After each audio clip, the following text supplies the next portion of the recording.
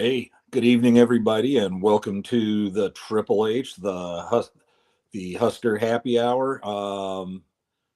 Just because we got to show it since we're calling it the Triple H. There's our Triple H. I just feel like the night doesn't start unless we get to see a ripped guy in some spandex tiny shorts. Um, a little bittersweet episode tonight. Am I right? Um, we lost to Iowa. I feel like I shouldn't just start right into uncontrollable cursing, and we'll talk about that first. But obviously, the off season's gotten off to a fiery start 2 days after the game. I think a lot of people obviously had planned for some things, including Matt Rule. We just don't know all of those yet, but things are happening fast, are they not? This is going to be probably the wildest off season ever, simply because of all the players that are going to enter the portal. And this is one of those games of musical chairs where there's not near enough chairs for everybody that wants to play. And most of these guys you see entering the portal are going to be coach driven. These guys, basically, we'll talk more about it later. They've got to get down to the roster down to 105, and we'll go over the numbers and just show how crazy difficult that's going to be. And a lot of these players are just going to be simply driven out. Usually I'd say it's probably 50-50. I know everybody, I say the angry old men are convinced that all these players are just leaving because they want more playing time somewhere else, so they want more NIL money and all this. And really, it's as coach driven as it is player driven. Coaches have conversations with kids at the end of the year and inform them you are not working into our plans.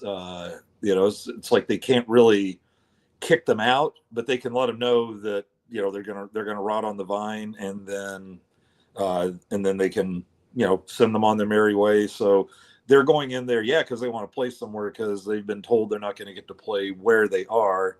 And I'm not sure if it's just they can do it all the time now, or if it's just like the 18 months after a new coach comes in, because there's one where they can take you off the roster, take you off the team, but you still get your academically, you get your scholarship honored. Come here. So I have a little guest tonight. If she sticks, no, she's just going to lay down next to me. I'm puppy sitting this week, and she was napping away, and then I start yammering away at my laptop here. And hey, what's going on? So anyway, Coco, the mini Aussie, is just off cam. Come here, son. Come here. See if we can get her in the picture here. Come here. Say hi, Coco. Here's Coco. She's a sweetheart. Anyway, let's get right to it. Tell you what, let's check the incoming comments, see who got in first and whatnot, stuff like that. Not showing up. Let me check my phone. I really, I really do kind of enjoy seeing who made it in first, and congratulating them. I do kind of enjoy. Let's see here. Seeing who made it in first. And my volume's up on my phone. All right, let's see. Live chat. Who got in? Justin Rogie first. Fred Sacco. I would have been first, but I entered the portal, landed in Iowa City, barely escaped with my purity still clean, and now I'm back. I got to be honest, Fred. I don't think you and purity and clean collide too often in the same sentence. But anyway, there's that. Let's see what we got here. I'll read some of these, and then we'll get obviously we'll get in depth on it. Fred Butler, Prince Will, James Williams, really bummed they're portaling, but it's that time of year. I hate this. Well, yeah, it's really that time of year just for everybody that is going to be leaving. And I think where it's going to fall out the hardest is just at the lower levels, because you're going to trim those rosters. Everybody's going to want to go somewhere, and a lot of them are going to have to drop down, which might force ones who want to keep playing. Which might force the ones who want to keep playing, to drop down further, and then maybe it starts cleaning out rosters at the Division 2, 3, NAIA levels and below. Because one thing I've said about football pads is once you suit up that last time in high school or college, that's it. You're not strapping on pads anymore. you can go play flag football, and that's fine. I've played flag football. I loved it, but it's just not the same as going out there. And I think a lot of them really don't stop to think about that until it's too late and it really hits. Hey, once it's over, it's over, and that's going to happen for a lot of guys. And I feel bad, but on the other hand, name another sport that rosters, like 5 to 6 deep, which is what it still is at the 105 limit.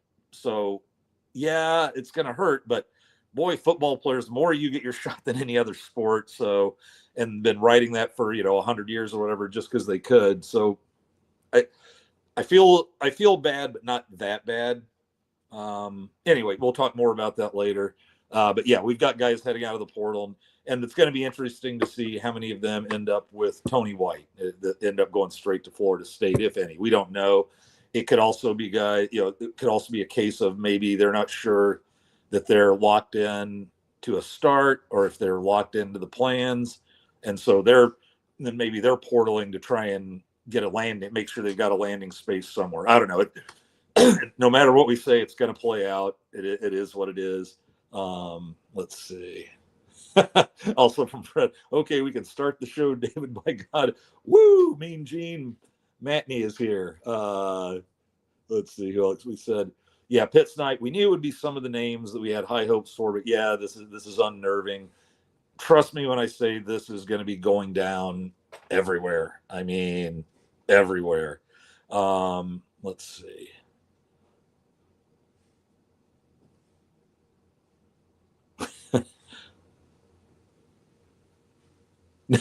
No, not John. I think I'd have to be in Minnesota for that. Now Coco has left my lap, and she's now trying to get 2 tennis balls in her mouth at once. The the fun never ends. Let's see. Living in Omaha, David Matney. Can anyone tell me or explain why the NCAA decided to go to the 105-man roster?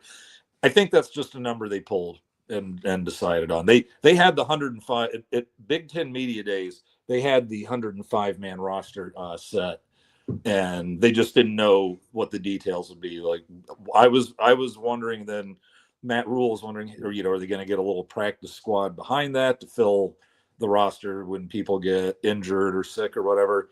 And it's no. I think it's just that you're 105. You're going to ride or die with it, and if COVID strikes down your roster, it's kind of tough. So, yep, so that was it, Fred. I wasn't gonna. There was no scientific formula there. Let's see.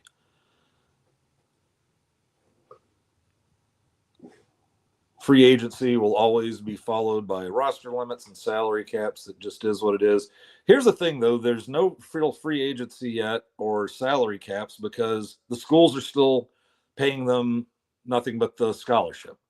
So that's the thing is you will maybe see, players get locked in to stay like because the paying is going to come, and it's going to come pretty fast. They've already decided on the amount of money I think the schools can pay out in salaries through all the sports. And I think, 75% of it's going to be football, 20% is going to be basketball, and 5% is going to be whoever might be worth it, in another sport like volleyball, for instance, here at Nebraska. But right now they're paying nothing, so they can't limit NIL because that's the players' own money from outside sources, just making money off their names. And so yeah, it's coming. That kind of thing's coming. Right now it's not. I wouldn't call it free agency right now because they can leave. As far as I'm concerned, with the schools paying nothing, they can leave school like any other kid on scholarship. Kid's got a math scholarship, wants to go from Cal Berkeley, to MIT. Cal Berkeley can't stop him. It's just amazing to me that they could stop the players for years. It just seemed to be like a basic right you're taking away. But anyway, that's the one thing we don't need to go into tonight. We've got plenty of subject matter here. Looks like some other coaches are coming in. What did I see? Did I see someone say, yes, Mark Farley, the Northern Iowa coach, is coming in. Special teams, maybe. Yeah, if Ed Foley has to go. If that's not official, I mean, it didn't get demonstrated any better than the Iowa game when we basically lost that game on Well, I think we did get group tased on that pitch and catch to Caleb Johnson, where they just got tased, lost the ability to tackle, and he gained half of Iowa's yards in one long run after a catch there. But yeah, special teams. You miss. There's another. Looks like maybe another bad hold, another missed field goal, short field goal, muffed punt that they get. Just constantly returning kickoffs back to the 19-yard line. And not being able to do anything with punts. And even Buschini, like, let's face it, he had 3 straight punts of like 28, 22, 32 yards. And it's just been horrendous all season. That if they don't make a move there, you kind of question their sanity. And if Matt Rule's proving one thing, I'll give him this. He is proving that he will not let the program sink while he keeps his buddies paid. And he is totally going to do what's best for the program. And with that, let's see. Let's just get into the Iowa game. 13-10, turned it over to him with like 30 seconds left again. Field goal as time expired again. Here's the thing. It is, and let's get into this too, because we had the apparently for some reason schools this year are getting, well, I guess last year it started with Colorado. They're getting this look like there's like logo sexuals or something. And here's a logo that's about to be stomped, beat up, cleated on for 3.5 hours. But preying on it, no, we can't have that. I think USC started a rumble. Sure, Sanders walked by it and then told everybody he said tough things, but when they actually had it on film, you could see he was maybe mumbling under his breath and nobody's paying attention to him. I think somebody might have asked, hey, you can join in if you want. And then he went and told everybody, took them all on. Well, no, you didn't. Okay, so what Iowa did was sent the cops out to guard the logo, which I just thought was kind of hysterical. So Nebraska gets pissed about that, doesn't shake hands. And what was funny was for like a night and a morning, for a night and a morning, hold on here. She's going to get a ball. Okay, here's a ball. Go. For a night and a morning, not shaking hands was the worst thing on earth. And I think, the same people that want like Mike Riley hired because Bo yells too much and he doesn't stand there quiet like good old Dr. Tom, or just lost their minds over not shaking hands. I'd like to take the high road, but on the other hand, fuck these guys. We don't like them. They don't like us. And it's not that big a deal to me. And everybody's like, oh, and I guess they showed it by sticking it down our throats. I'm like, well, now if not handshaking actually had an effect on the game, I would be arguing with you right now that, hey, don't shake hands ever again, because what did we do in the first half? Held them 20 yards, took a 10-0 lead in cold weather into halftime, and just dominated them. They couldn't. It's like they went 3 and out, I think, every time but one, and that time they went like 5 and out. So unless like Iowa's halftime speech was "Remember the handshakes, boys, and go get them," and it's like, and you tell them we shake hands at Iowa. I'm fairly certain that wasn't it, and that the outcome had nothing to do with it. Unless you believe in the Jedi powers and everything that Iowa used mind tricks to make us muff punts and not tackle and fumble again in under a minute. But yeah, otherwise, not a big deal to me. So let's talk about some of these numbers. Except for one of these numbers, you look at this and wonder how the hell did Nebraska not win and win by a ton. Total yards, 334 to 164. First downs, 20-5. They got 20 first downs, managed 10 points. They got 190 passing to Iowa's 115, and 72 of that 115 passing was the dump off to Johnson, who ran it. I think caught it about behind the line. So he actually ran it farther than the pass got credit for. So take away that, they got like 42 yards passing. And then the ground game, the mark of Iowa toughness and determination, we got over between 3 and 4 times more yards, outgained them 144 to 49. Third down conversions, Us, 8 out of 17. That's pretty damn good third down conversion. Almost 50%. Them, 0 for 10. They did not convert a third down the entire game. Time possession, 39 minutes to 21 minutes. It's the team that is stronger and mightier than us and will push us around.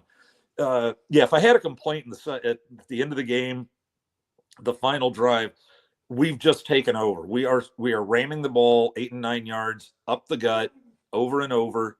And then what do we decide to do? Go wide, throw a screen wide or a swing pass wide, smash the usual no perimeter blocking. And then, had to, I think, that's when we missed the field goal.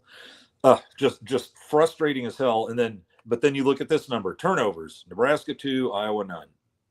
And 2 that, led to 2 of their 3 scores. And it's just bang your head against the fucking wall, frustrating.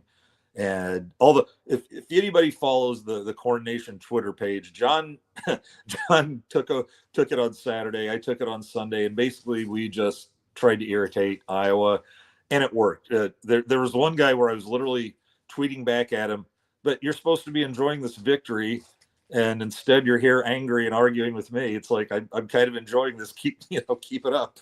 And so it didn't take away the sting, but it was kind of fun.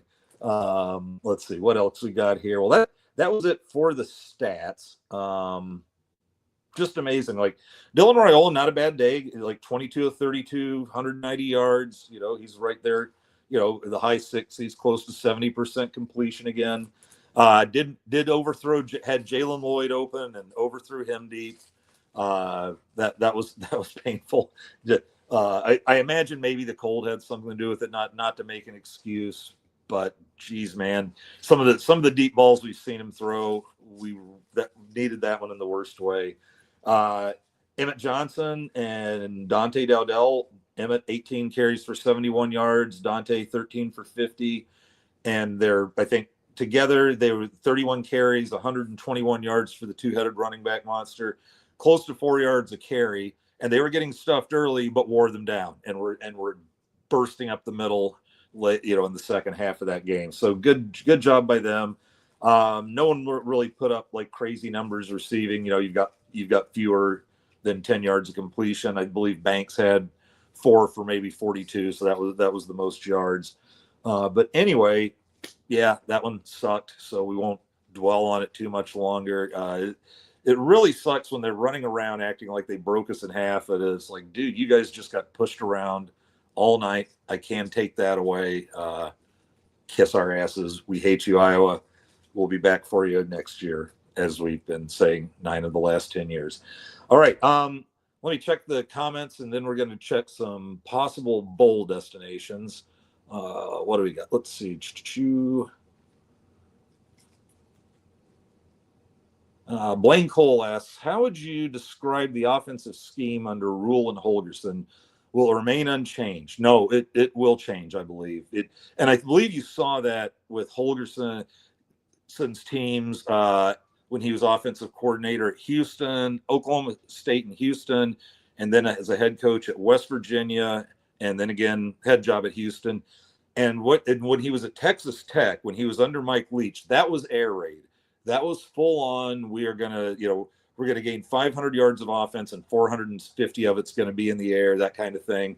Now he gets to Oklahoma State, and ever since then, his teams average, usually between like 140 to 170 yards rushing, and then over 300 yards passing, or close to it.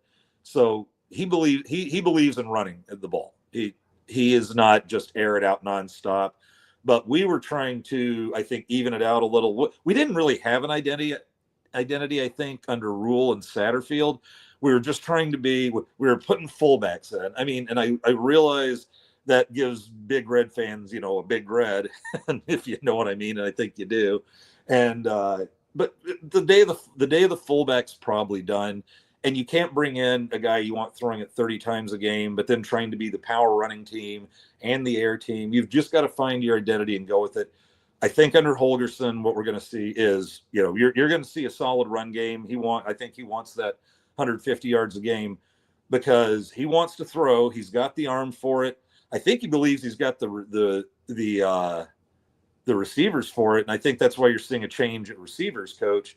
I mentioned, I believe it was last week, where I said I'm starting to question the receivers. It's not just the perimeter blocking, it's the drops, it's the inability to get open, and I was saying, is Garrett McGuire up to this job? Because it seemed like we felt like we had a lot of talent coming in at the beginning of the year, and now we're not sure if we don't have talent or if it's something else. And with Holgorsen, it was something else, and Garrett McGuire is not gone. I guess it sounds like, my bet is like game plan analyst, something like that. That's actually what his thing, I think, kind of was before. It was just a little bit of everything, and by all accounts, he's got an amazing football mind. You're probably not a dummy when you get this job at age 24, which he did. Maybe turned 25, or I think he was 23 and then turned 24. Anyway, he's sticking around. He was in the coach for Steve Sipple. He was in the coach meetings yesterday or today, and so he's not going anywhere. Now, Terrence Knighton was also in the coach meetings, and people though are convinced he's going to Florida State, and said, "Hey, look at these guys' Instagrams. It's like they're saying goodbye." But then one of our guys, Husker Mike, found Terrence's Instagram, and he's putting pictures of stuff up and like a little inspirational saying or something. So I know he's been working directly with White the last years, but he's got a history with Rule. He's coached for him before. I believe at Baylor, and he played for him. So I think that it might run a little deeper there, that he's going to run away to Florida State with Tony White. And who knows, maybe he's saying, "Hey, I get like a bigger role here or something," and Rule probably gives him his blessing. Let's see. Oh, okay, come on up. No, you're honey. Guess who's back? There'll be a little of this tonight. She likes her attention. But anyway, that's what I see from the original question. What does the Holgorsen Rule offense look like? Let's see. What else say? What did your notes say, Andy? If I were you, I'd have ripped mine to shreds and just wrote some old shit on my notebook and got drunk. I had a few after. The article's still up there. Just look for the post-game recap, and it's something, the headline's like something like, "We can't get out of our own way again," or something like that. I wasn't happy. I was even less happy because there's one dude just like sat and talked loud for, it had to be 7 straight hours, like never shut up once. I was putting my earbuds in because it just got hard to concentrate while I was trying to write halftime and post-game stuff.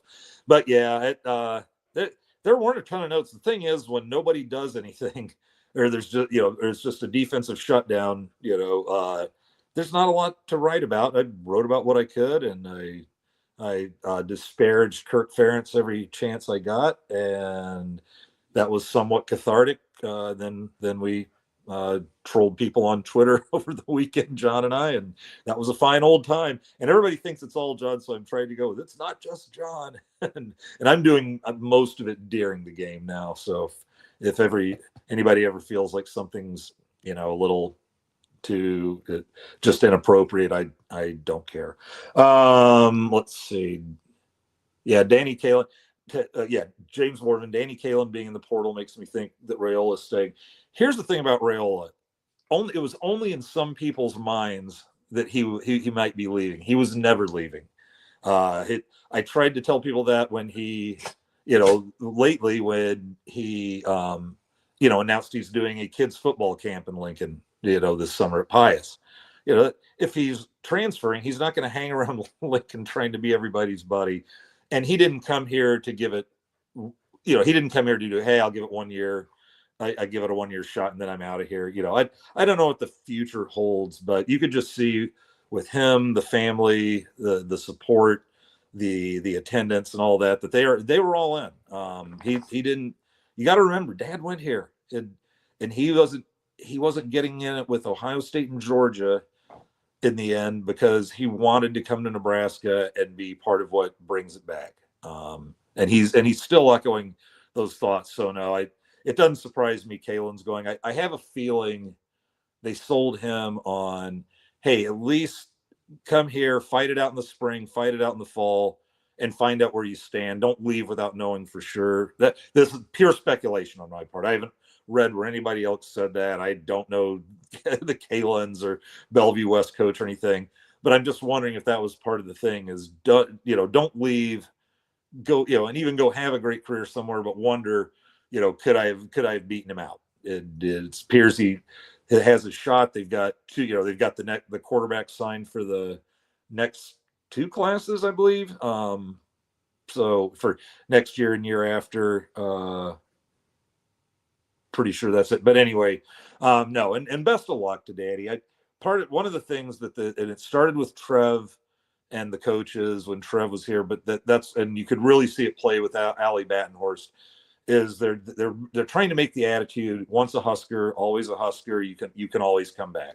I mean, not necessarily to play. I don't know that anybody ever does that, but you can always come back, visit your old school, and and we're not going to treat you like a traitor. I mean, we're taking them in. We're taking them in more in the portal than they were going out the last couple of years. Are they traitors? No, they're kids who just want to change the scenery for whatever reason. And according to some polls I've seen done in The Athletic, NIL isn't that much of a reason. And one kid, I think, said it best. He goes, "Here's the thing. Everybody basically, if you're a player, you know what the NIL price is.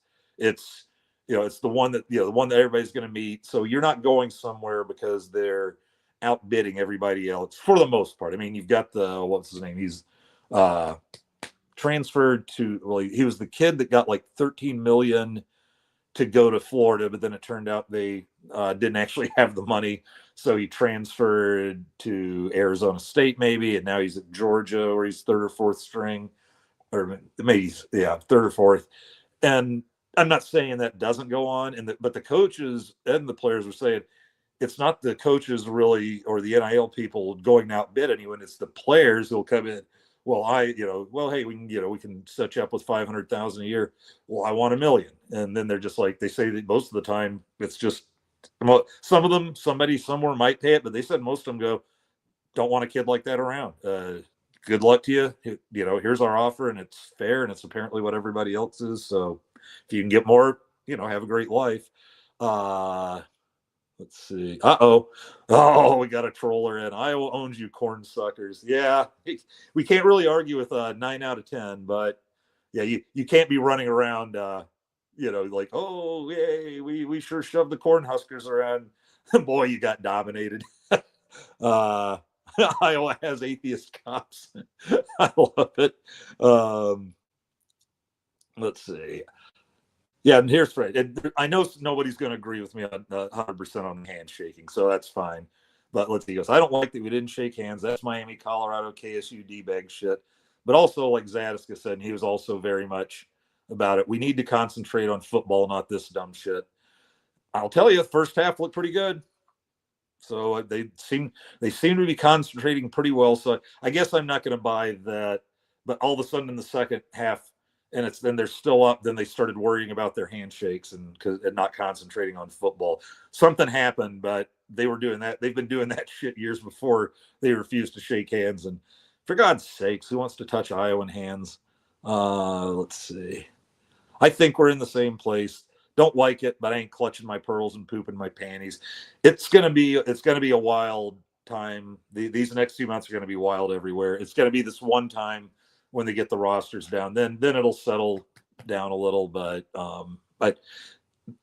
we're gonna, I don't know. It depends if you like the chaos or not. And I'm kind of excited for it, just in that, how to put this.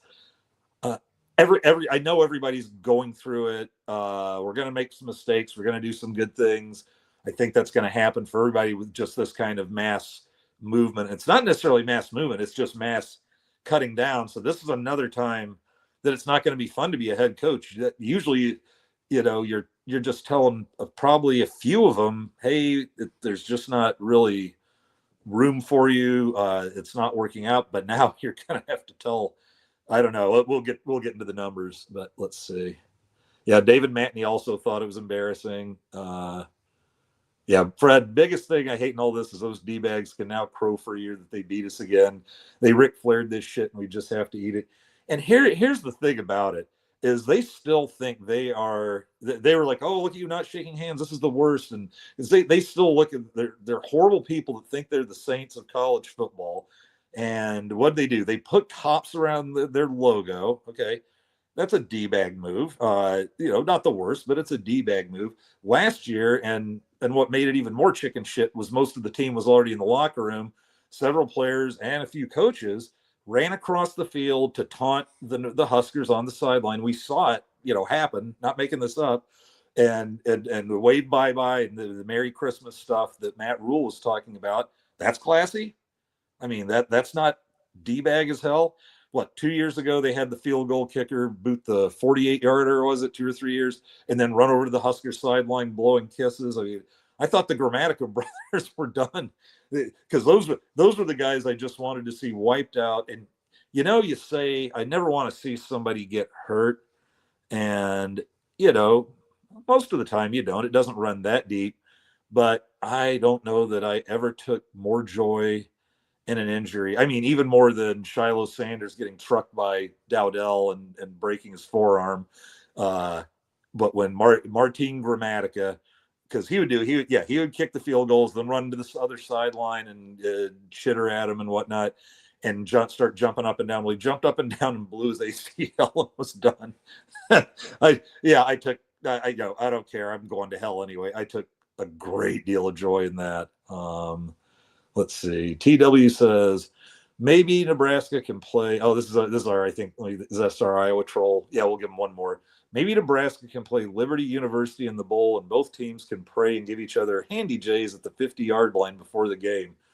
But TW, that would, it's kind of weird that you want to watch dudes give each other handies, but on the 50-yard line, isn't that where the logo is? All right, let's see. We'll get back to normal people here. Yeah, Nair's drop killed us. Of the 3 to 4 plays that hurt to me, that's the worst. That did kill. That was just right off the hands. That was one of the ones that I was just going, here it comes. Here it comes again. And I think I even tweeted that we were doing the little things in the first half that caused us to lose close games at the end of the night, the little bad things.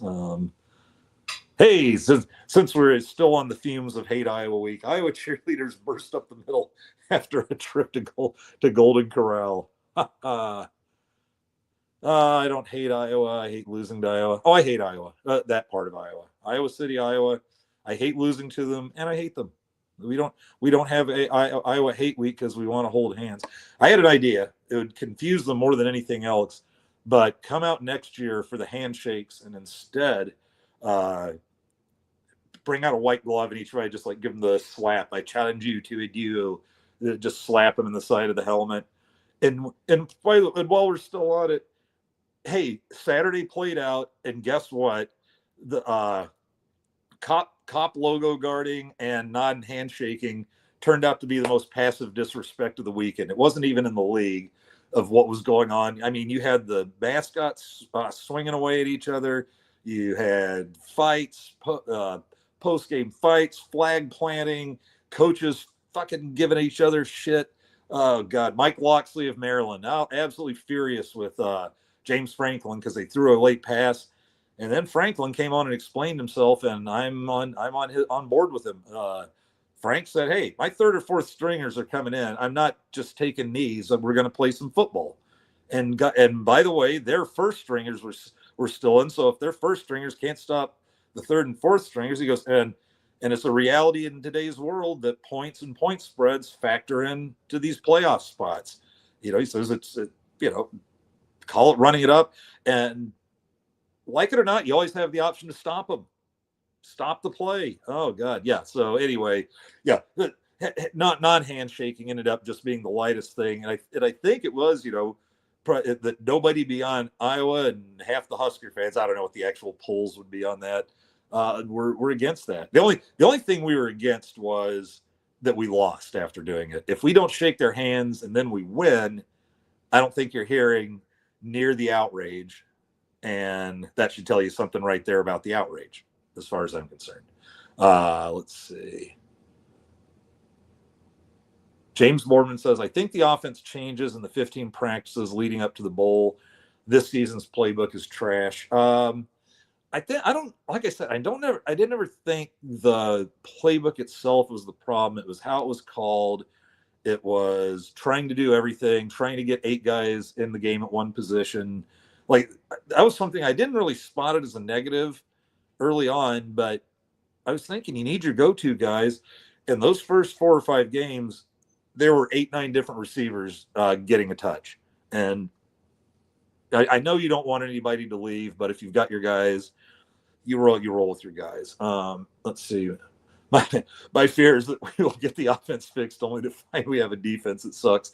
I think that's I like the look on David's face in his picture, because that's kind of my expression when we were talking about this last night was the hey, great, we'll have Holgorsen. And well, here's the thing, if you're going to run a Holgorsen offense, he does like to move with tempo, so you can forget the gaudy defensive stats. You can actually have an improved defense and have worse stats because they're just going to be on the field more. We're not going to control the ball as much if we're successful. Fred's no. Let's see. Yeah, like I texted all 10 of my friends after the game. Iowa's still Iowa, Nebraska is still Nebraska. This is the last thing we need to flip, in my opinion. And to be honest, it was the last thing we needed to flip still at the beginning of the season. And we got to 5-1, and the old stuff was already happening. Maybe not quite as bad, but it was still happening. And then, in a game that we should have run away from them, we end up just beating ourselves.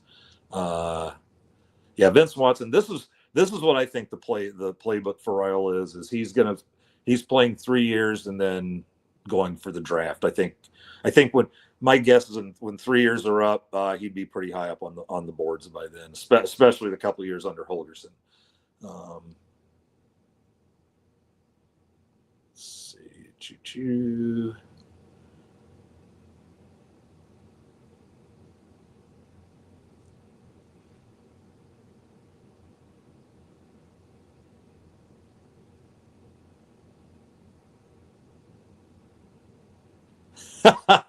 Thank you, Fred. I'm sorry to keep going to Fred, but that needed to lose a whole leg, that prick. Yeah, thank you for remembering that.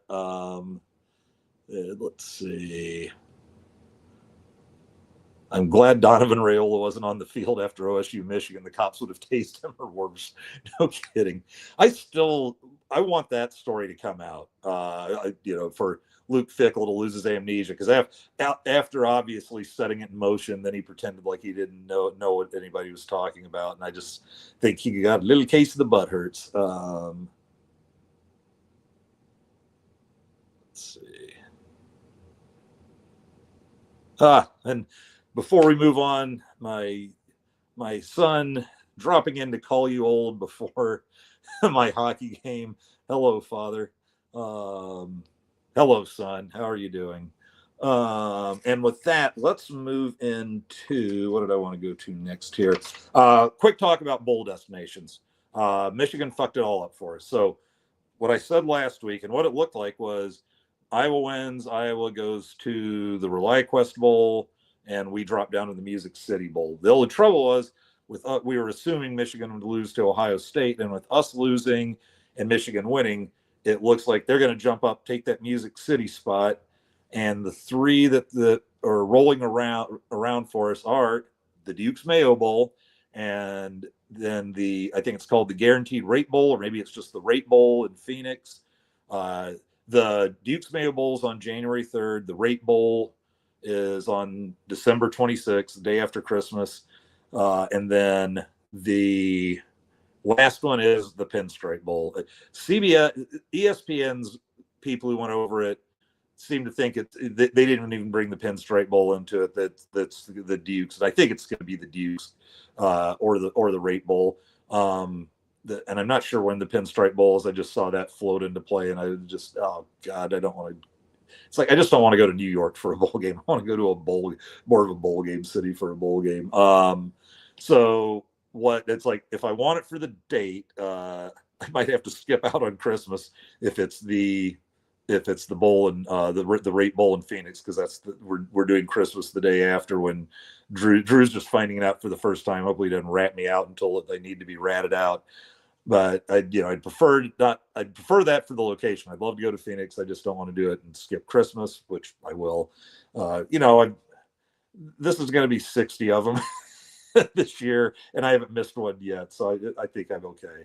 And then the other one, I'd love to go to Charlotte on January 3rd too. Charlotte, North Carolina. We moved here from Asheville, North Carolina, which isn't too far away. So I that would probably be my number one pick. Is let's God, mayonnaise aside, let's do the Duke's Mayo Bowl. Anyway, so that's where we kind of are on bowl games. The speculation ends, I believe they said they announced all the bowls on the 8th. So next Monday. So moving right along, let's talk about the off season. And it kicked off, I've got to say the second thing it kicked off with, and that was Dana Holgorsen agrees to stay on full time, be the offensive coordinator, and we're getting him for $1.2 million a year, which I'm guessing is cheap, pretty cheap. We're getting him cheaper than Sat.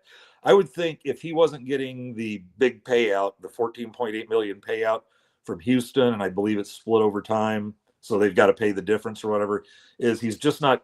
He doesn't feel like kicking him like Pelini kicked Nebraska by taking the Youngstown State job for $150,000 a year for the 3 years of his payout.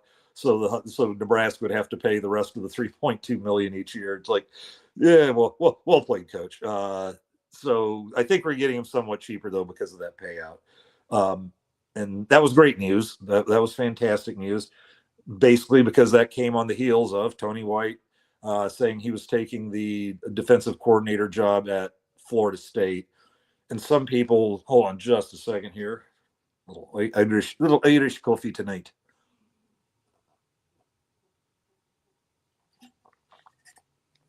And anyway, like the thing was, hey, the guy's trying for a head coaching job. Well, getting rung up for 56 and getting pushed around a little this year, a lot of bend but don't break, probably took him off the list of power for head jobs. I mean, if he wants that head job, it's going to have to be, and I probably ought to call it something else, head coaching job.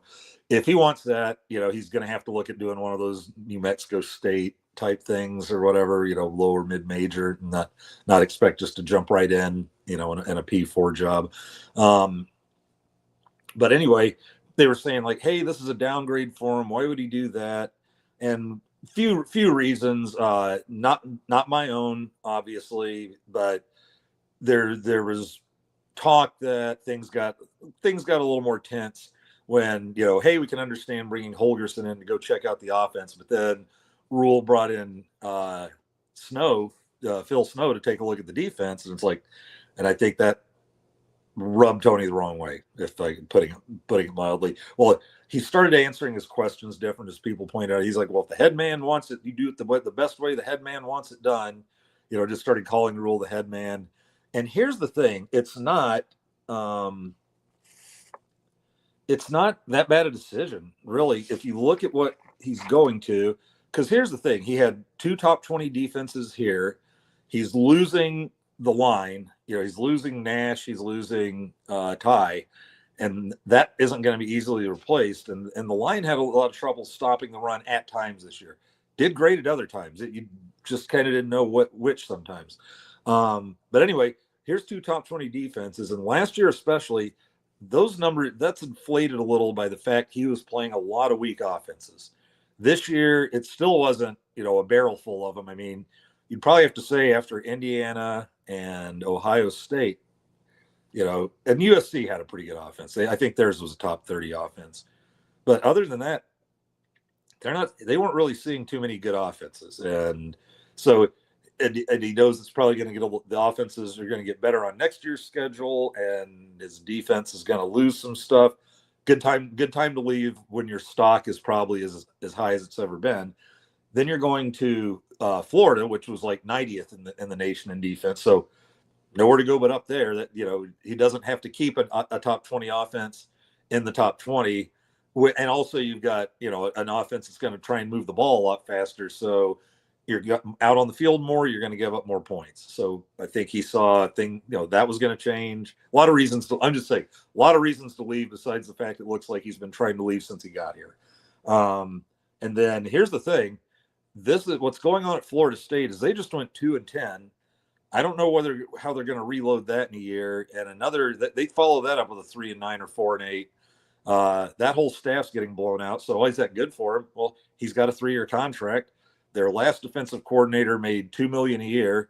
I think he was making 1.6 and doing a good job, with it. So I would suspect he's making $2 million a year or more. So that means he's going to get. There's a real good chance next winter he's sitting around with a $4 million buyout in his pocket for when they fire everybody. So yeah, a lot of good reasons to go. But let's see. What did I have here? Some of the notes. Hey, who are we thinking of for the next defensive coordinator? And here's the name. You've got John Butler. I remember when they hired John Butler, a lot of the thinking was, okay, here's the guy who wants to try being who wants to move to defensive coordinator, NFL experience. Did the defensive backfield look great this year? No, but it was banged up at times too. And, it was like buddy of mine said, Malcolm Hartzog, if he was 6'1", he'd be one of the 3 or 4 best players on the team, but he's 5'7" and gets roasted sometimes. And Malcolm, hey, congratulations, honorable mention, all conference. But anyway, John Butler, you got Snow in house. Maybe, you just make both your analysts your coordinators, and maybe that was kind of what was going on anyway. And maybe it's not all Tony. It's just maybe Rule got tired of knowing the grass is greener somewhere for him, and he just wants it to be done and not have to go year to year wondering, is this the year he takes off? So I don't know. This is just, just spitballing here. And one thing I'll tell you is Rule has probably had a plan for this forever. He's got his names. He's pretty sure who he's going to ask to be defensive coordinator. He wouldn't have done it already, but he's got his list. And what they say they do is they just have the friends so they can still say, no, I did not contact this guy. Well, they have a friend contact his friend. And I guess this is what goes on all the time is they just go out, ask, hey, not saying anything's wrong, but they always just want a ready listing so they don't get surprised. And they always want that list of, hey, if so-and-so decided to leave for whatever reason, would your buddy be interested in possibly talking about it with Matt Rule to replace him here? And if they get, we'd be willing to talk. That you've got your list of guys there ready to go. So I have a feeling his leaving doesn't shock him, and there's a plan in place. But anyway, Snow, Butler, a lot of people now with Ryan Walters, a hot mess, disaster as a good.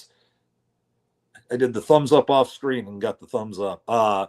You have Ryan Walters, who, boy, was that a quick work of him at Purdue. Took a bowl team to a team that can't beat a Power 5 team, any Power 5 team. But he was a fine defensive coordinator, and that's what got him his shot at the head job. So people are saying go Ryan Walters.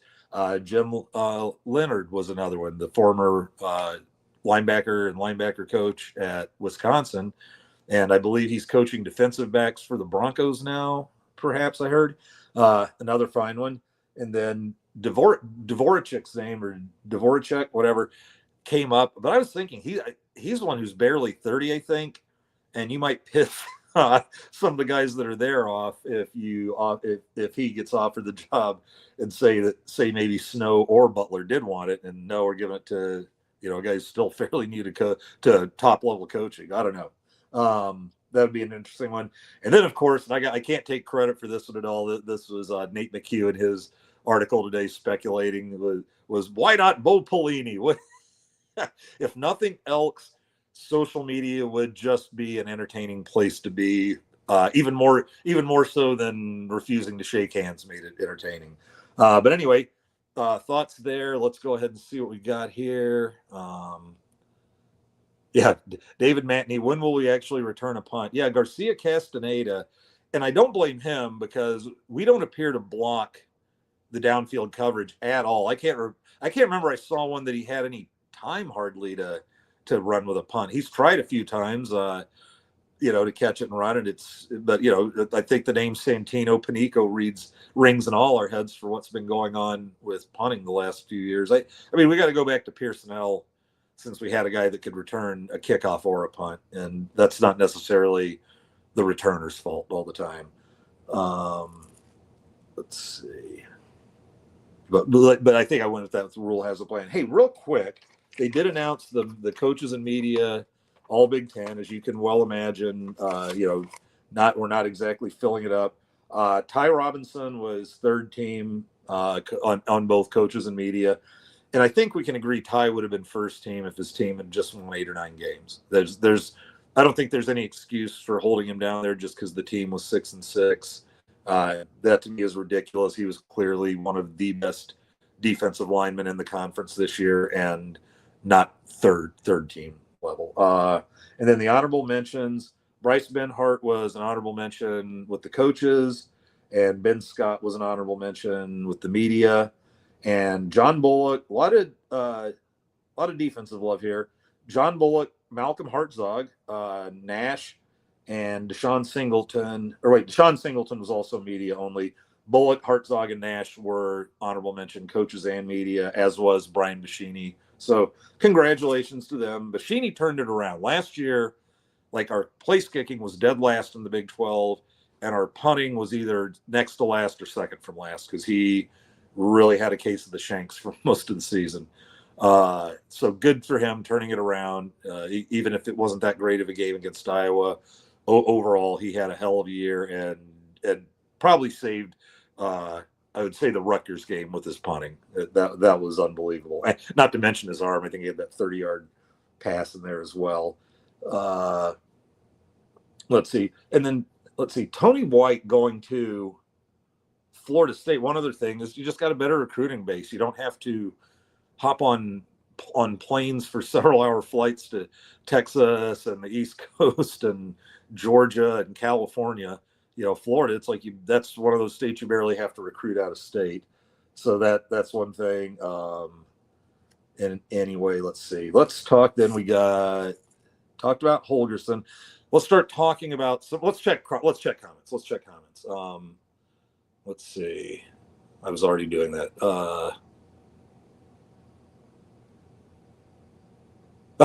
For again, for 2 weeks I heard Tony White to FSU. I thought, Fresno State. I was wrong. White keeps shitty coaches as analysts. How about finding analysts that are going to add value?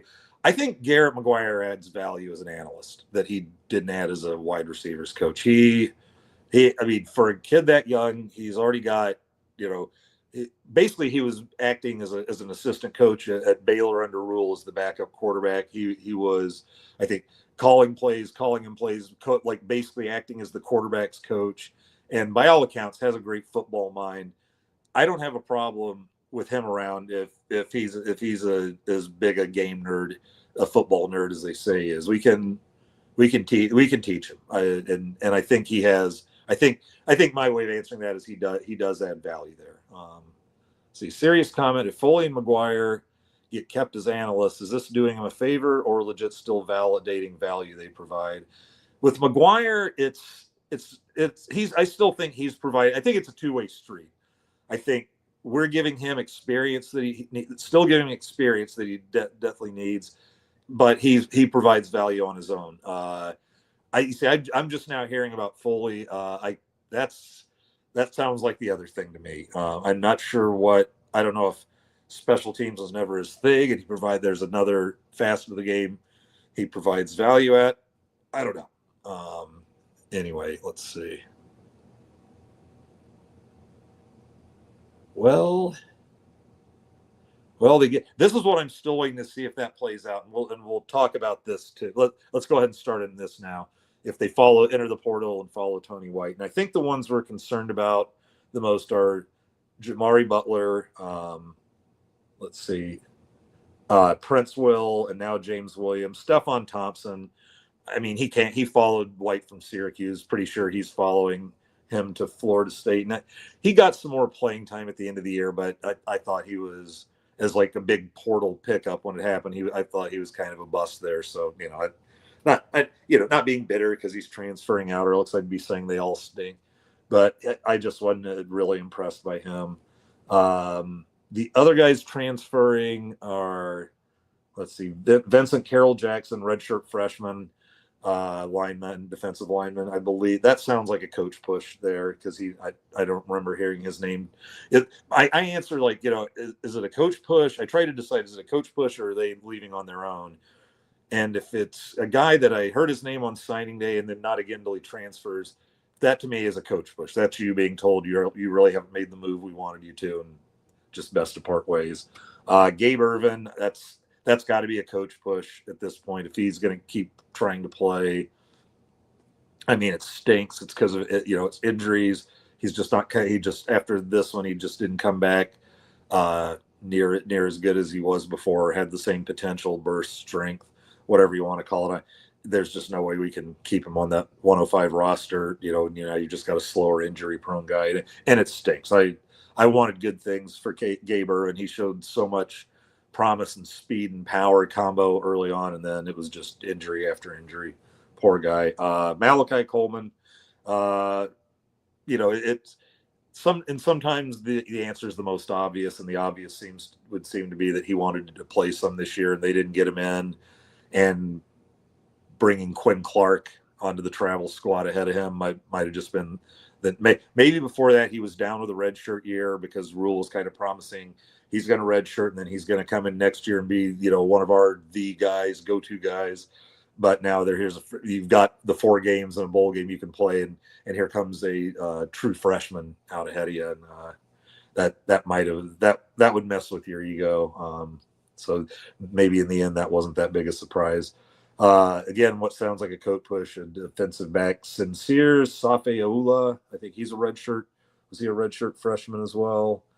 And again, just haven't heard his name. And then like I said, then we had Stephen Thompson, Princewell, James Williams, and James Williams is an interesting one.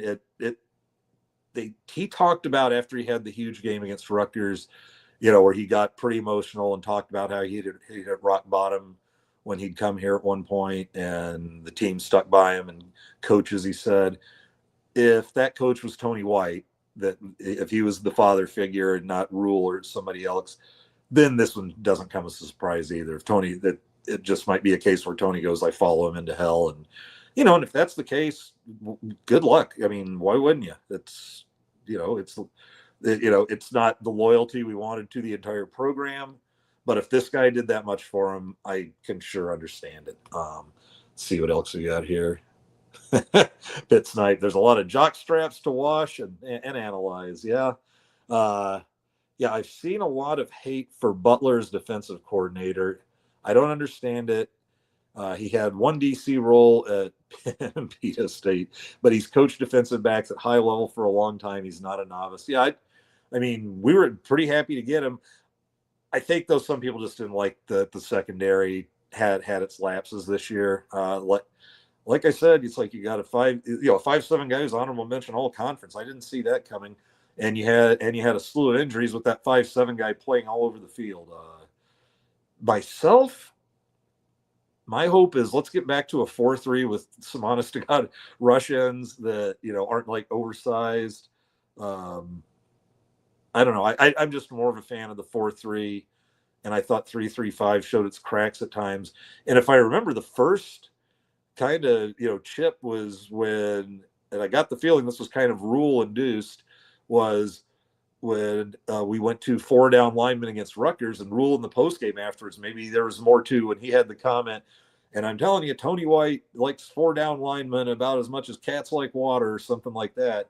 So I wonder if he was kind of like not meaning to, letting us into arguments he got into with Tony White. It's like, damn it, they got one guy. It's a guy who, who's getting ready to run for 180 yards on us, and their passing game isn't a threat. Get another down lineman in there and let's stop the damn run.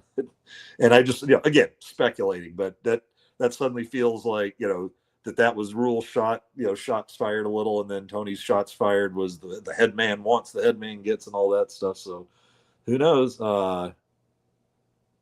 frankly, Rule and Dannon might just have the notion that they might as well keep guys around for the term of their contract. They quit instead of being fired, maybe. Yeah, because we still don't know what Satterfield and Thomas are doing. I think it sounds like they're staying on through the bowl game. What Steve Sipple said was the only coach that was on the roster when the regular season ended. Every coach was in the coaches meetings today except for Tony White.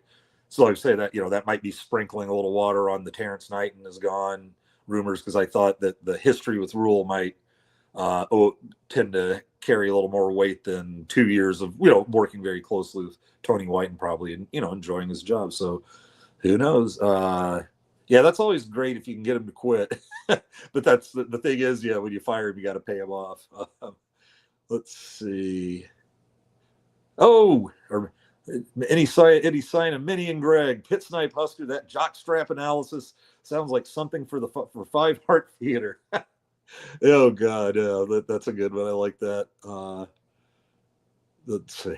Okay, now it's Minnie shots. See, Minnie, you don't come in and they're taking shots at you. I mean, granted they do it when you do come in, but you can't sit on the sidelines and put up with that. I can't complain too much. I try to get into their show, but it's rare. Like by Thursday night, I'm just ready to go. I'll try and jump in there more. They do pop in here from time to time. Do we want Ryan Walters and his oversized Glenn Quagmire jerk-off arm as DC? Yeah, well, here's the thing that kind of also splashes the water on Ryan Walters. The deal was when he was at Illinois, he made the comment, I believe, that he just hates the color red. He basically hates Nebraska. Just says he just gets mad when he sees the color red coming out of the tunnel or something like that. So it might not be the first place he looks. Let's see. With coaching staff limits no longer existing, why not try to be a person about the coaching carousel? I'm probably peering through some scarlet glasses, but maybe. Yeah. I don't know. I kind of like the stuff because, for one thing, I don't know. It's just you get all these analysts, and why not use them every bit you can? 105 guys at a practice is still way more bodies than coaches, I think, in most any sport, players per coach. And get them on the field, and you can just get a lot more individual attention. I'm all for this. I mean, just think about, it was like Alabama was always, Nick Saban made that a landing place for fired coaches, and look at two of his guys that he did that for were Steve Sarkisian and Lane Kiffin, who both then ended up becoming coordinators and then both went on to head coach jobs and are, I think you can say this year they're both pretty successful at what they do right now. I've flipped 180 degrees over the last several years on Lane Kiffin. And I realized at the beginning, it's like a lot of it wasn't his fault. He was just being given jobs that he was absolutely not ready for. Garrett McGuire, everybody said fine football mind. Now, I've never heard of anybody refer to Garrett McGuire as really nice guy, real high energy guy, whereas Lane was getting a reputation as a jackass while he was flaming out. And I think, the things hit rock bottom when Pat Hayden fired him on the tarmac after he lost to Washington State, and Hayden went, I think they said was he went and got him on the tarmac and then took him to an office, but it was quite clear to everybody else getting off the plane and given Pat Hayden's mood, they knew exactly where he was taking him. He was pretty much taking him to the gallows. But yeah, it can work. Hey, we had that analyst, that Holgorsen, that guy who was an analyst for about 3 or 4 days. That's working out okay so far, I believe. Anyway, why not? Let's see.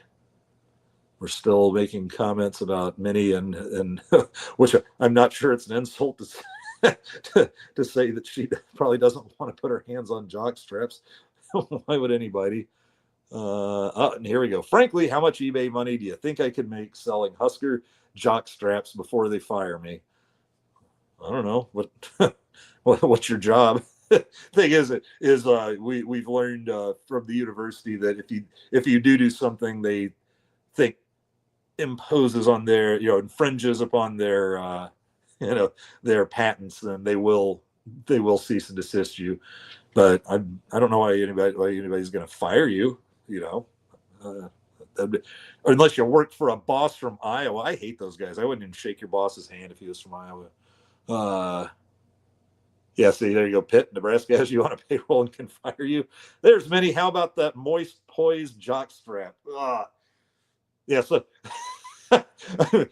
somebody, there was a T-shirt. I can't remember if I mentioned it on the show or not, but the T-shirt said, just had moist in giant letters, but down beneath it said something like, because somewhere someone's getting grossed out just seeing that word. That's pretty good. Let's see. Sack was talking smack about you, Manny. I told him to stop. Well, come on, it was several of you. We've got Mark Scott rumors. I don't really go for the rumors too much until I get that email from the athletic department telling me it's happened. Or what happens sometimes, like with Holgorsen, the Omaha World Herald pops it on that it's a done deal with quotes, and then 5 minutes later we get the email from the athletic department. Come on, stop giving out the new news early. Shit. Let's see. We got Minnie just chatting away. You've missed us, haven't you, Minnie? Hey, and guess what? That means, what do we have? I should have a special effect for it or something. It means we have a female, at least one female, watching the pod this week. Who was it last week suggested that the show ought to be renamed the Sausage Party? Because we don't have any women. Let's see. Whatever happened to coaches finishing out the season before moving to the new team? I'll be honest, David, this came up last night, chatting in the bar, and I literally the only coach on memory I can remember, and there's probably one or two others, so feel free that I may be missing some. The last one I could only remember was Bo Pelini. Took the job while defensive coordinator at LSU, and they were going to play for the national title, and he didn't want to ditch the defense, so he was, I think, turning out the 20-hour days, like spending half the day getting ready for the bowl and the other half trying to recruit. And we all know how much he loves recruiting. But other than that, it's just and I get it. It's like if you take a job, you're off to that job, and and then there it is. I mean, when Bo was replaced, when we hired Riley, I think Riley, well, not that he was going to bowl games at Oregon State, but I think he was right there. There was nothing to wait around for. Yeah, I can't use that as an example. He was long done going to bowl games by the time we hired him. Here we go. Juan Camacho. Welcome, Juan. Let's hire Tim Horton from Air Force for special teams. He's coached really good kickers and has also developed good running backs. Hey, why not? I can't argue with that at all. It sounds like you know what you're talking about. If Ryan Walters saw that green that our red provides, he'd bend the knee. I think so too. I think he'd probably have fun. That first interview though, somebody would throw that at him and be like, all right. Let's see. David, I think it's a byproduct of the lifting of staff limits. I think this is a trend that will continue. It's easier to keep an analyst in the background when your coordinator stinks. And many asked, will there be any football press conferences this week? I have not seen any. That doesn't mean there won't be any. They usually, the minute they know they're going to have one, fire off an email on the where and when. I'll just text or DM you when, if and when that comes.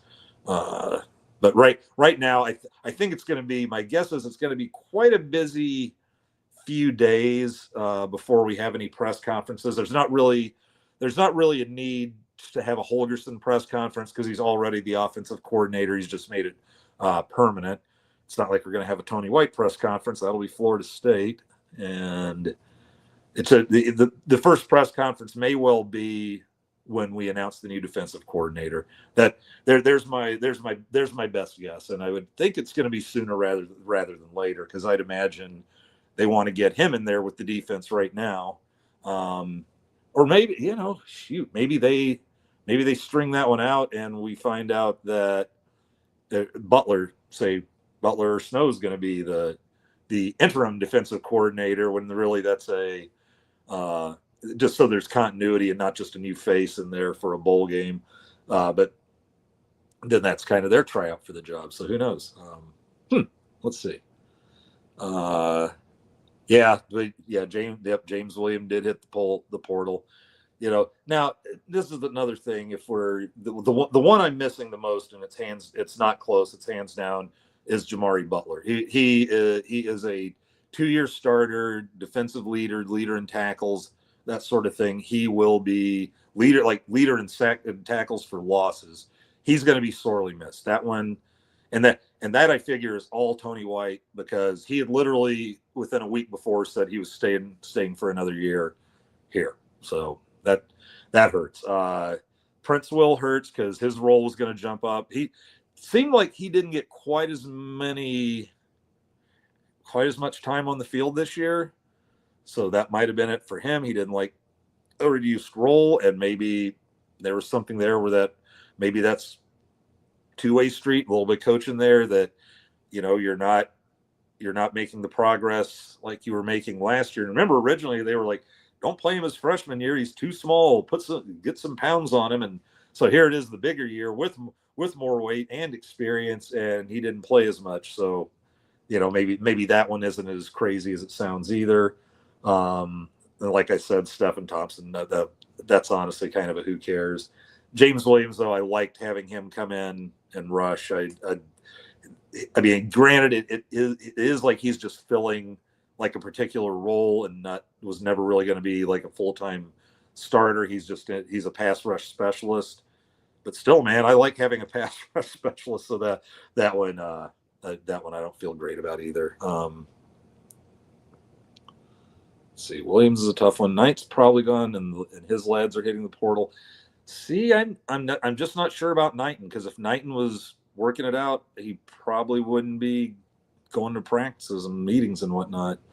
Well, we're still talking jocks. I heard that a lot of guys don't wear jock straps anymore, so the vending machines will have to sell antique Husker jock straps. I don't want antique and anything guarding my nether regions to be in the same sentence. I'm just picturing like burlap or canvas or some, whatever they made potato sacks out of. So no, I don't want that rubbing down there at all. Minnie's heart broke with the sack man leaving. Don't worry, Minnie.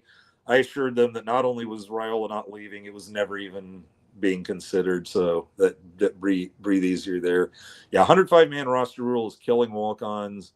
Leave it to the NCAA to mess things up. To be honest, it isn't killing walk-ons. It's killed them, because all 105 can be. I mean, you don't have to, but I don't know who won't. All 105 can be on scholarship, and also, I mean, if you want it, like me, I kind of enjoy chaos, and I'm all for players getting paid dollar bills, y'all. Make it rain. But now, guess what? NIL cash has gone up. If you've got that money pooled, that's a lot less bodies. Because the Huskers, I think they said they were paying that out like 130 deep. So if you were, I thought they were going 120 or 130. Where if you were here, they were effectively giving you a scholarship and then some walking around money. Everybody was getting 30,000 minimum, and they said, you want to see why guys aren't transferring? Even the guys who aren't playing are getting paid, and now we just got the whole new world. I believe it was somebody in our chat, our Corn Nation chat, just amongst ourselves, said that some of this too just might be maybe they're not sure how that talk's going to go here about the 105-man roster, so they're jumping in the portal to try and nail a spot down. If I think about it, though, you might be taking a bigger chance there, because they don't have, once you enter the portal, they can take you back, and we have taken people back, but we've also not taken people back. You don't have to take them back. Once they announce they're going in the portal, that and enter their name in there, go online and actually do it.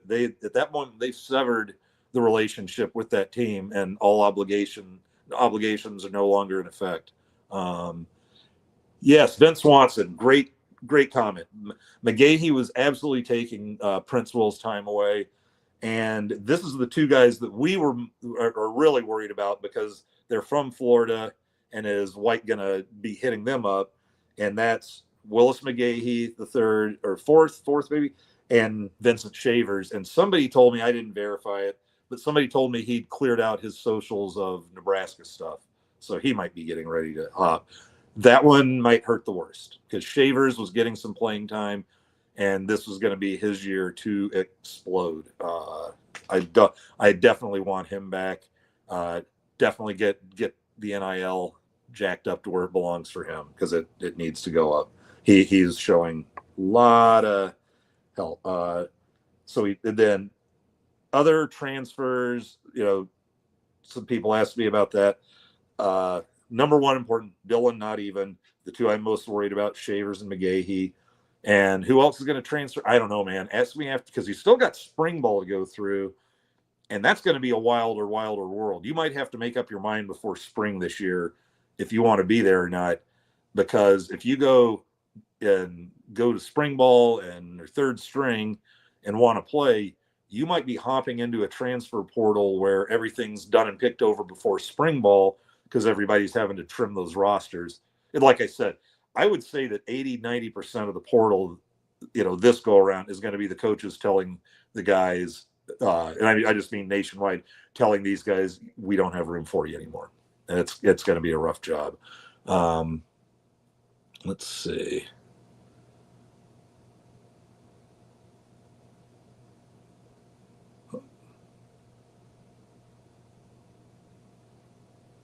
And about done here. Okay. we've got some aggressiveness. Orson Adolf comes rolling in with, where the fuck is John? Thank you, Orson. And where's Minnie in our comments? That's interesting. Well, tell you what, in the spirit of promoting other shows, John is on Monday nights with Monday Night Therapy, and Minnie and Greg, who's in here with us as well, are with the Five Heart podcast on Thursday nights. You get me with the Huskers happy hour on Tuesday nights, along with a shit ton of writing during the week. And I don't know, this is going to be outside of the 2 bye weeks, which I still watched a ton, and I guess I will this. Maybe I'll do some sort of like watching the championship games and just insulting everybody else except Georgia because I like Georgia. Sorry. Now he's happy. Oh my God, Minnie. And hi back at yours and just having some fun with you, buddy. Well, welcome aboard. But yeah, for Fred Sacco, as he likes to have fun with all of us. For Orson, our Thursday night show is the Five Hard podcast. Ho ho! And maybe that's why we don't have any women here when we start making the erection jokes. Let me tell you what, we're actually, I think we're actually kind of getting near the wind down portion of the show. But we didn't have a team to look forward to, and that always takes a big chunk out of it. And so, I'll be doing these through and the week after whatever bowl game it is. Fire stuff, like fun stuff. You got any fun ideas? Shoot them in the comments before we tap out tonight, and let me know. We can have some fun. It probably won't roll as long. And well, you know what? I take that back. There's still going to be, the transfer portal is going to be raging. We're going to hire a new defensive coordinator. We'll still have plenty of fun. But yeah, anything you might think about doing, anything like that. Yeah, let me know. Pop it in there. Here's a couple of banners going. Be sure to subscribe to us on YouTube. You can just subscribe to Corn Nation, and then that's where you'll see like the alerts for the shows each week, that sort of thing. And then looks like we have deals. Go get some merch at cobbycorn.com. Support us. Get a hoodie 15% off with Husker Bowl 24 until December 10th. So for the next week, there's your discount. I'll leave that rolling for you. And let's see. Let's hit back in here. Dylan is staying, Orson. That he never was leaving. There's no like announcement he's staying, but he, like I said, before I think it was about 2 weeks ago in the season, he started putting ads out for his he's doing a kids football summer camp at Pius, like a week or two this summer.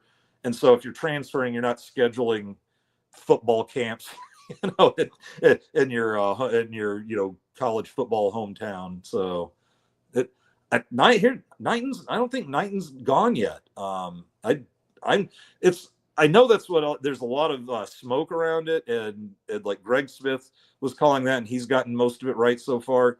But that's one I'm not going to really believe until it happens. I just feel that there's a longer connection with Rule. Well, here's the other thing to think about too with a new defensive coordinator is they want to come rolling in maybe with their own defensive staff. I think Rule will maybe insist on some guys being kept. Obviously Holgorsen had somebody he didn't want around anymore when they're just replacing that one person, and being that's the position where he didn't really hold back about when he started doing press conferences. That's not a great surprise. I hope Knighton stays. I would right now think it's more like closer to 50-50 than 100% gone. No one knows except Terrence Knighton and maybe Tony White. I do trust that Rule has a plan, and we just got to be patient, let it play out. Yeah, we can't do that, can we? It's our job to speculate our asses off until this thing happens. Let's see. Great show. No, thank you guys. I'll say it again at the end of the show. Thank you guys so much. I come in with plenty of notes and a plan, but man, it doesn't work to me if I'm just preaching to you guys.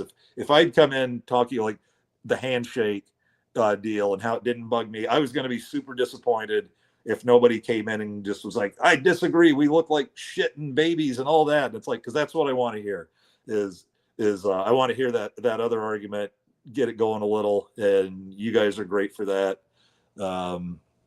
Vince Watson, the bleeding of the roster hasn't even started. No, this is very, very early. What's happening now is I think I don't know that they had that ready to go at this time.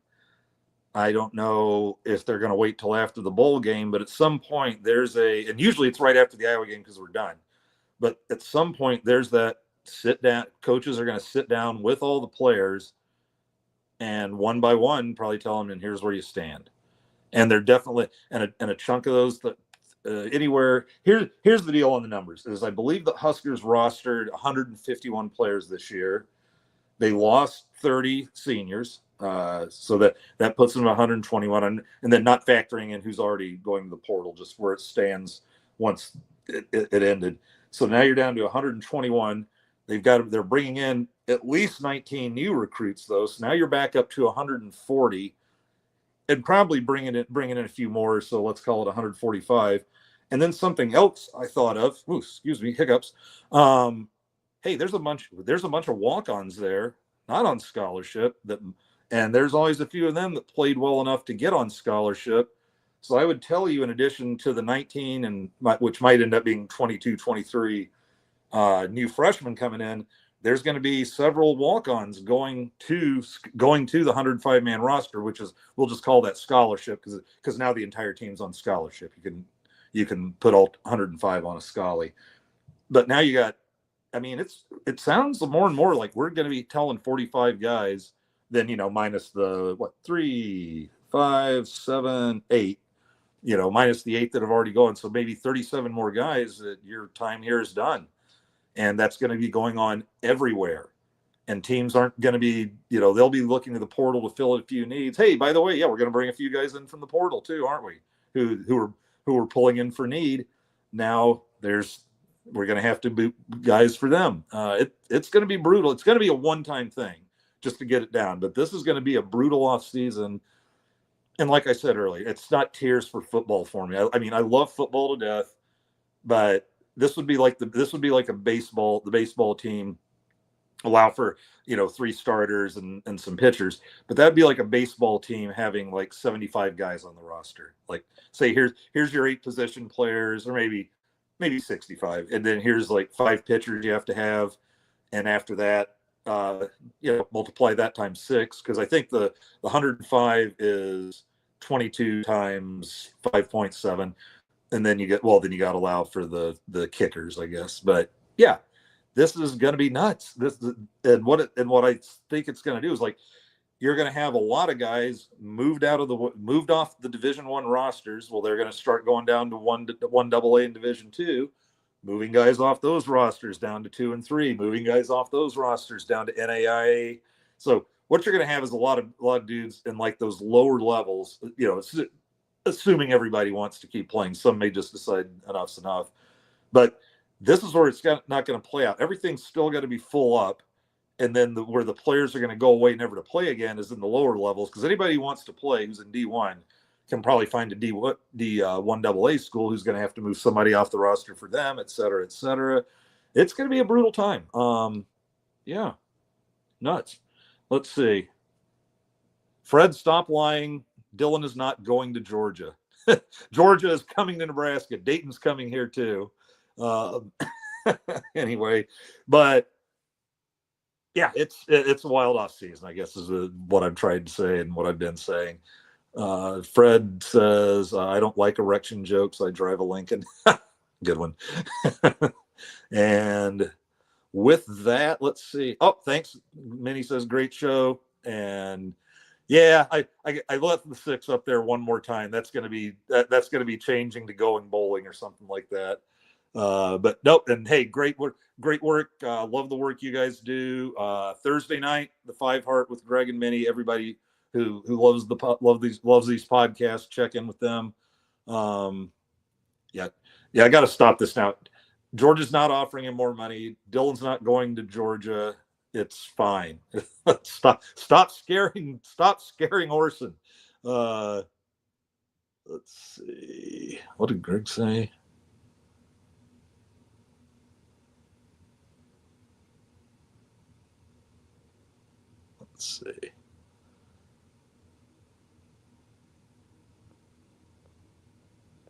Let's see. Yes. Yeah. Dana did hire a wide receivers coach. I forget his name. He came from Kentucky, and Kentucky's best receiver hit the portal right behind him. So that might be our first portal guy. Let's see. Yeah, Bill Belichick is available. A friend of mine made that joke today, where I think he said someone could get those guys transferring out are going to really regret it when they see Belichick coaching RD next year. Yeah, Dykeel Shorts. Am I saying that right? Is it short? Is the last name Shorts? Yes. Yeah, that's our new wide receiver coach. It sounded like everybody had that locked and ready.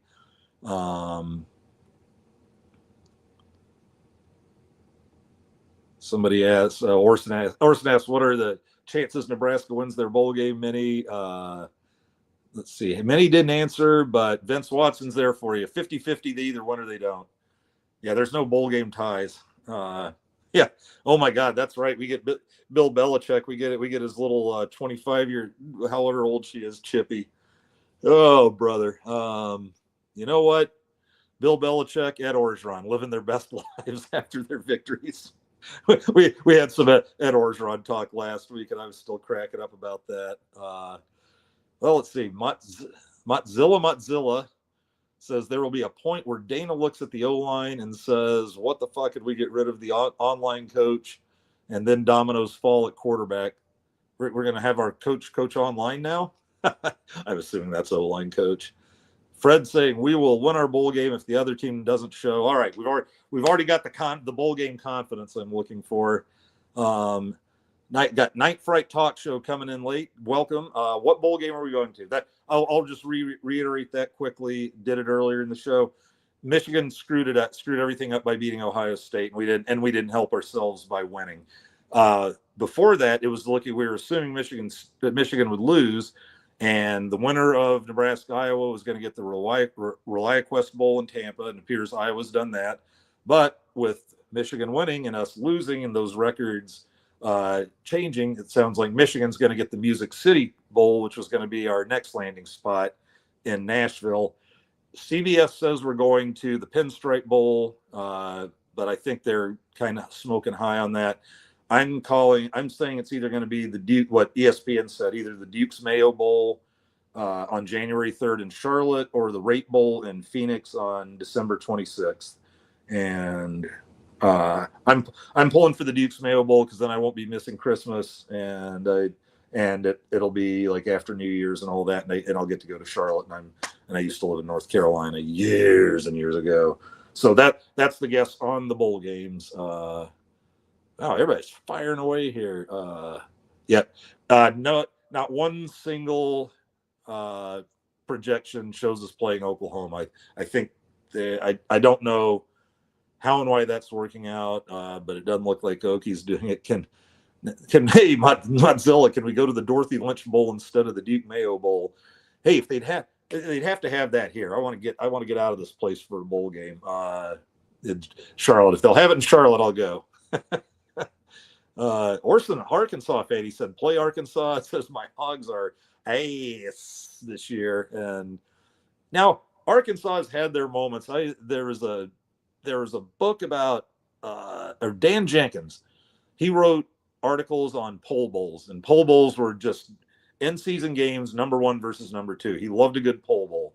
And Arkansas had one of the greatest pole bowl games ever against Texas in Fayetteville, and I think it was 1969, and James Street was quarterbacking Texas, and James Street led him on like the final drive for like a 1-point win, and the president, Richard Nixon, was in attendance at the game, and it was just a party, and it was just a party in Arkansas that night, and they just had some of the fan bases like insulting each other. And I remember there was one, and I hate Texas, but I had to admit this was funny. She was like, "Trash is all them Arkansas people are. Look at them just sit for fun. All they do is sit around selling jelly on the side of the road." for 1969, that sounded like pretty serious smack talk. Yeah, I talked last week about the Mayo. It's like I don't want to be anywhere near the Mayo dumping of the winning coach. I mean, my God, is there a worse punishment for winning than that? I can't think of it right on the top of it. Yeah, come to Arizona. Yeah, we'll get together if I go to Arizona, definitely. Hey, I'll need to spend Christmas with someone. Damn it, I'm coming to your house. Tell the family. Let's see. Then Fred's talking about sneaking down to Arizona. Yeah, I mean, if it's Christmas, I'll still go. It's just that'd be the one where I don't really have to feel like, where I'm playing favorites there. Yeah, there you go. Is there any? Yeah, white ass mayonnaise. Is there anything more perfect for a bowl game to be played in Iowa? Good God. Let's see. Oh.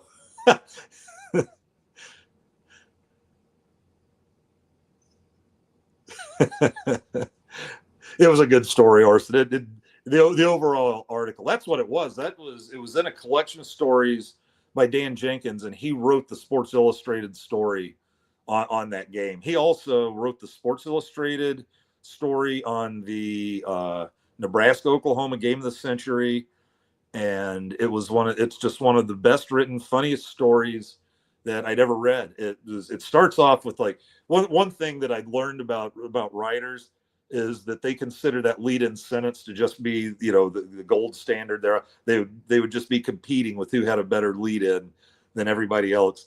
And Jenkins for that article was something like, because they played in Norman, Oklahoma, and he said, in the land of the pickup truck where cream gravy is king, they played a game the other night, or they played a game the other day, something like that. And he talked about how it was for co-eds dancing with on wood floors with sawdust scattered, and all this other stuff, and just captured it. And the one thing I remembered was he showed the schedules of both teams up to that point that year, and the line he went in there went like, it showed Oklahoma was just winning games like 77-20 and 66-17, and Nebraska was winning like 38-0, 35-3, just stifling teams. And the way he described the schedules was, and the fact was, both these teams were beating teams by scores big enough to frighten Russia. And then he said the K-State coach, I think, who had lost like 77-28 to Oklahoma and like 38-0 to Nebraska, they asked him which he thought was truly the better team, and he goes, well, it all depends on how you want to die. Playing Oklahoma is like getting struck by lightning, and Nebraska just gives you cancer. it just fantastic stuff. Dan was always one of my favorite writers. And I'm telling you what, with that, we're gonna call it an evening. We're barely over an hour and a half. Had a good time tonight. God knows there's plenty to talk about, and like I said, it's just going to start snowballing here in the weeks leading up to the bowl game, and hopefully by next Tuesday we will know. Yeah, if they're announcing on the 8th, it's the 3rd. Yeah, by 8th sounds early. I thought they. No, I guess if they're selecting the playoff teams on that Saturday night, then they'd be doing that on Sunday. So I don't know. Maybe they're selecting their teams, and then the bowl's just going to roll it out after that. But by next Tuesday, while I'm babbling to myself, we should know our bowl game opponent, and we can start talking about them a little too. Other than that, hey, as always, thank every one of you so much for coming in, spending a little time with us. Had a ball. There's the special on our hoodies before underneath there. Looks like there's a sale going till December 10th. Just go to cobbycorn.com. And once again, if you haven't done so, remember to just subscribe to our YouTube Corn Nation channel. 2 seconds, press a button, you're done. We're not going to constantly be sending you the 5-star rate us notes like you get on an app, but we appreciate your support, and we want other people to see it too. You guys are a blast. The comments drive this show. Give it its humor, give it its fun. To all the new folks that showed up tonight, or maybe you've been here before and just noticing you, but shout outs to guys like Mozilla and Orson who signed off with "Fuck Texas" and "Damn Right." And as always, like having Pit Snipe, Tiger Shark Diver, Fred, Minnie. Where was our? I forgot to check where our Japanese our men from Japan and the Philippines here tonight, because I just want to start going. Welcome to the internationally renowned Huskers Happy Hour, guys. I love all of you. Get my outgoing stuff here ready to go, and hopefully we'll see you here next week. Big show tonight. Big show next week. We can forget about Iowa until next year now, and they won't forget about us.